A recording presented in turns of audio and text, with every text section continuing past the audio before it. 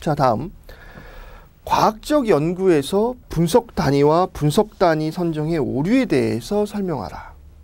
자, 이건 기출문제입니다. 분석 단위가 무엇인지 한번 볼게요. 분석 단위. 자료 수집이 이루어지는 단위입니다. 개인이 될 수도 있고요. 집단, 학교가 될 수도 있고요. 사회가 될 수도 있습니다. 어찌됐건 우리가 분석하게 되는 데 있어서, 조사하게 되는 데 있어서 가장 최소한의 단위, 그게 바로 이제 분석 단위가 되는데요.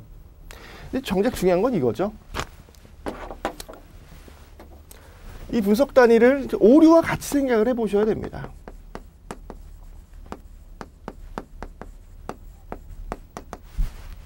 생태학적 오류와 개인주의적 오류를 같이 한번 생각을 해보셔야 됩니다.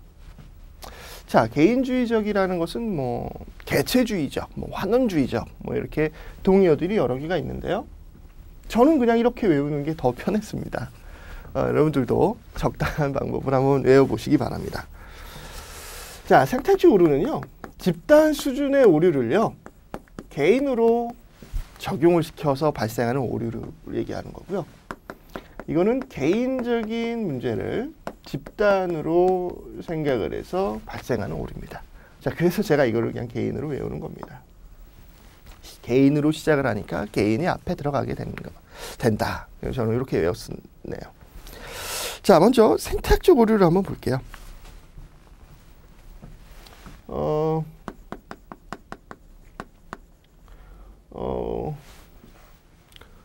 카톨릭 종교를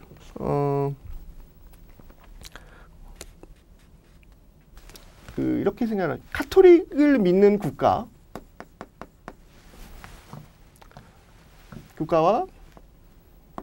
뭐 종교가 없는 국가를 한번 비교를 해봅니다. 근데 종교가 없는 국가가 자살률이 훨씬 높다. 그리고 카톨릭 혹은 다른 종교가 있는 국가의 자살률은 많이 떨어진다. 자, 이렇게 조사를 해서 어떤 결과를 알아냈는데, 이렇게 되니까 종교 없는 사람들은 자살할 확률이 많다. 종교가 있는 사람은 자살할 확률이 없다. 이렇게 개인에 적용을 해서 발생하는 오류를 얘기를 하는 겁니다. 그렇죠?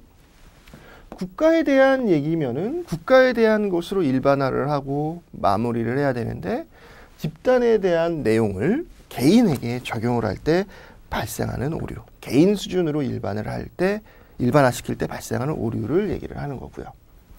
자, 또 개인주의적 오류의 예를 들어보면은요, 민주주의에 동의하는 사람들이 높다. 자, 민주적 가치에 동의하는 사람이 많다고 해서 그 사회는 민주주의적 생각을 갖고 있는 집단이다 라고 생각하는 오류, 개인주의적 오류를 범한 것이라고 할 수 있죠. 자, 개인에 대한 생각을 집단으로 일반화시키게 되는 것. 단지 개인주의적인 사람이 많은 것 뿐인데, 그것을 그 개인주의적인 사람이 많기 때문에 그 집단은 민주화된 집단이야. 그 사회는 민주화된 사회야. 이렇게 얘기한다는 것 자체가 오류라는 얘기가 되겠죠. 자, 이제 여기서 오류에서요, 우리 이런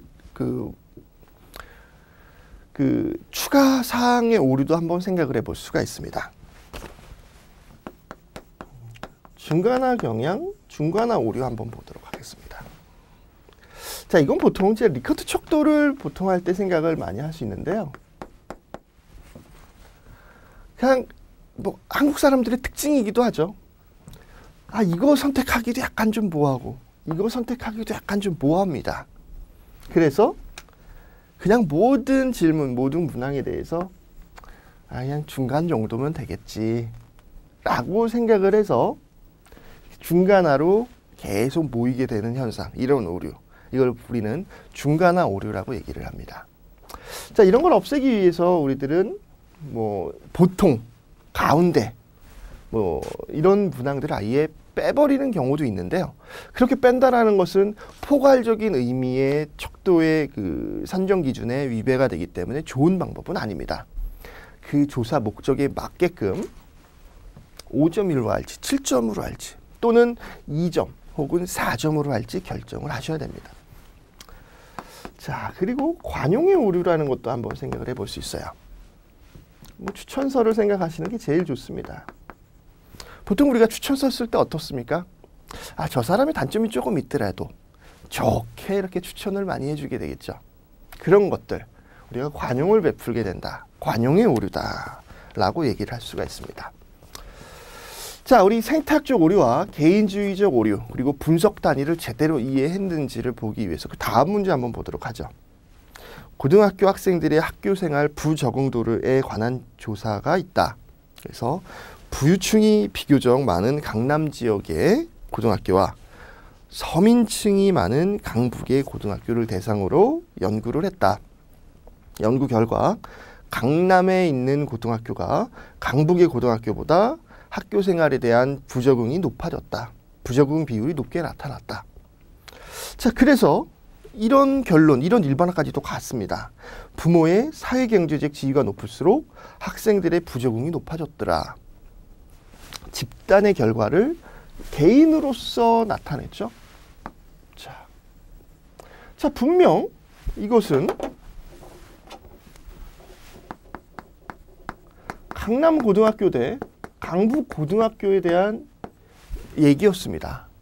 그런데 이게 갑자기 뜬금없이 부모의 사회경제적 지위가 높을수록 학생의 부적응도가 높아지더라. 아무래도 강남 쪽이 그 문제에서 얘기한 것처럼 부유층이 많은 지역, 강북 쪽이 아무래도 문제에서 얘기했던 대로 서민층이 많은 지역, 늘 그런 건 아니지만 문제에서 이렇게 서술을 한 겁니다. 이렇게 됐다라는 것을 가지고 개인으로서 일반화를 시켰을 때의 오류, 바로 생태학적 오류가 되겠죠.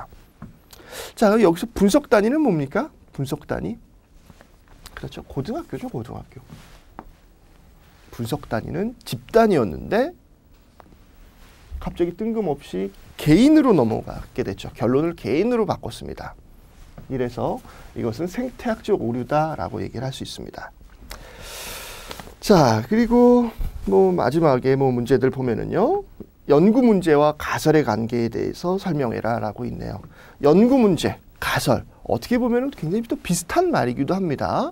그렇지만 엄연히 다르죠. 연구 문제는 보통 뭐뭐 하는가 이렇게 의문형으로 보통 얘기를 많이 합니다. 그리고 가설은 어떤 명제, 어떤 문장으로서 얘기를 하게 되죠. 그리고 연구 문제는 아직까지 답이 구해지지 않았거나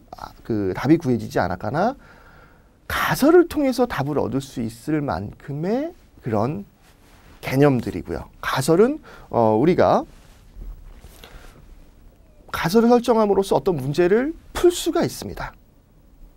자, 그런 것들, 어떤 풀 수 있는 것, 잠정적인 결론을 우리는 가설이라고 얘기를 할 수가 있습니다. 자, 그리고 연구 문제의 선정 기준에 대해서도 우리 한번 생각을 해볼게요. 연구 문제의 선정 기준. 자, 뭐 어떤 게 있을까요? 그렇죠. 뭐 객관적이어야 됩니다. 그리고 학술적인 기여도, 현실 문제에서 어떤 시사점을 제공을 할 수도 있어야 되겠죠. 그리고 기존 연구와 조금 다르게 창의적이고 약간 좀 독창적인 생각도 좀 해볼 수가 있습니다. 자, 그리고 내가 이렇게 연구를 해서 결론을 얻었으면 내 후대 연구에서도 그것이 검증 가능해야 되겠죠. 재생 가능성이 있어야 됩니다. 뭐 요 정도로 한번 생각을 해볼 수가 있습니다. 자, 지금까지 여러분들은요. 사회조사 분석사의 필답형 첫 번째 시간인 연구 문제의 선정 부분에 대해서 학습을 했습니다. 자, 연구 문제의 선정을 학습하는 데 있어서 기본적으로 알아야 될 이 큰 프로세스를 머릿속으로 크게 한번 그려보시고요. 거기에 조금씩 살을 붙여보시고 그동안의 기출문제를 보시면서 어느 부분에서 어떤 게 나왔었지? 이 부분이 제일 중요했었구나. 그런 정도의 패턴을 한번 발견을 해보시기 바랍니다. 자, 모든 기출문제를 다 풀이할 수는 없고요. 그 중에서 제가 중요하다고 생각되는 것들, 그리고 앞으로 향후 출제 가능성이 있는 것들, 그런 거 위주로 강의를 진행하도록 하겠습니다. 예, 장시간 수고하셨습니다.